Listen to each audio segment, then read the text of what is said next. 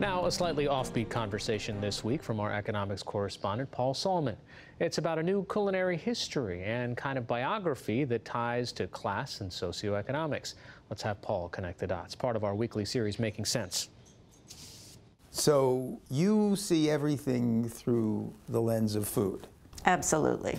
And I see everything through the lens of economics. Every food story is an economic story. I mean, it starts with affordability, but it's about class, it's about social standing. There is always a money story behind every food story. If ever there were a story of food and economics as class or social standing, it would be one of the several tales in Laura Shapiro's new book, What She Ate. That of Rosa Lewis, with whom PBS diehards may be familiar. The Duchess of Duke Street, which was a PBS series that ran in the 70s, was loosely based on her life. Rosa Lewis was born into a working-class family in London. She went out to work at the age of 12 as a scullery maid, and she cooked her way up the ladder. She saw that the lords and ladies noticed good food, and that you had a way to kind of reach their level, or so she hoped. Dégoûtant, disgusting. Will you please go to the scullery and help Ivy with the washing up? No, I will not. I didn't come here to wash up.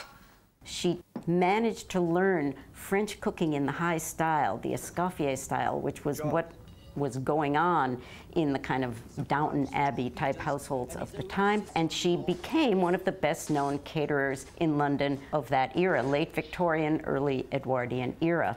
Became so rich that she bought the Cavendish Hotel in London, and she prided herself on having the most noble titles in the land as her friends. So she's an example of mobility, or the beginnings of mobility, in otherwise stratified to the point of petrified class England? Well, this was England during the Industrial Revolution, and there, as here, it was a time of social mobility. You could be born poor, and you really could change your class in those days.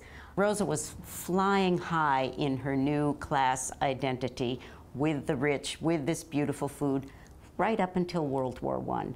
And then the whole structure came crashing down for everyone. The next war, the next vignette in Shapiro's book. So Eleanor Roosevelt, she becomes infatuated, in fact, with the movement of home economics, right? Yes. What is home economics? The idea was that women could be trained to function like modern managers, and if they cooked right and cleaned right and lived right and raised their family right, they would be making this enormous contribution to the welfare of the country. And this is at the same time as scientific management is happening. These were time motion studies that were done in factories in the 19-teens and 20s. Exactly. They were doing these same kinds of scientific time motion studies in home economics departments. Eleanor Roosevelt sees this stuff in action, and she falls in love with it because she felt that she had been a failure as a wife and mother. Her husband had strayed. Her children were really more comfortable with their grandmother than they were with her. Home economics was going to present a definition of femininity that someone like Eleanor Roosevelt could glom onto and really believe in. And the book, after all, is called What She Ate. So what did she eat, and what did she force her husband, and then everybody who came and visited the White House, to eat? The food in the FDR White House was renowned for being the worst in the history of the presidency. Distribute the spinach, which you're all so fond of. People would sit there and sort of, shove the food around on the plate, and you sort of drop your napkin over it so you don't have to really touch it. It was the Depression, remember, and then it was war and it was rationing. She did not want the White House to be known as this place of luxury and extravagant eating. She wanted plain, simple cooking that didn't cost very much. The polar opposite of her contemporary enemy counterpart, Hitler's First Lady, Eva Braun. Is it too much of a stretch to read economics into her story? There's always an economic story, and it's also true at Hitler's table, where Eva Braun used to preside at Hitler's side during the really weeks and months that he spent at Berchtesgaden, which was his Bavarian mountain retreat. It was really his favorite place to be. It was a fantasy built around a dinner table. Outside, Germans were on rationing. They were not eating white bread that they preferred. They were not getting butter. There were short rations of meat. Sugar was in short supply. None of these rules were followed at Berchtesgaden. The fantasy of a 1,000-year land of plenty, and the fantasy of food ushers in Shapiro's last vignette. So the most explicitly economic chapter in the book is the last one. That's Helen Gurley Brown. The woman created essentially a publishing empire all by herself.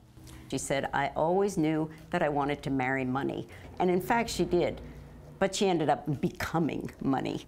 It all started with her 1962 mega seller, Sex and the Single Girl. The book was a how-to on how to be just like me, how to be Helen Gurley Brown, how to be thin, most important, how to be young forever, how to be sexy always, under all conditions, in any circumstance. And that's what she sold to turn around the then failing Cosmopolitan magazine. So what does she tell her readers to eat or not to eat? Cosmopolitan was full of food stories, and they were two kinds.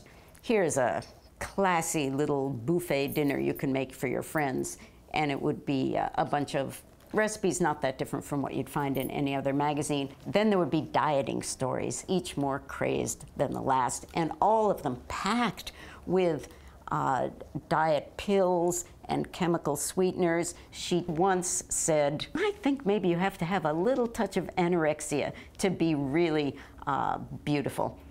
With that one word just tossed off somewhere, she has probably done as much damage as you know, the whole Hollywood modeling, dieting industries put together.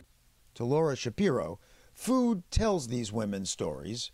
To me, so does the economics of food. For the PBS NewsHour, this is economics correspondent Paul Solman reporting from New York.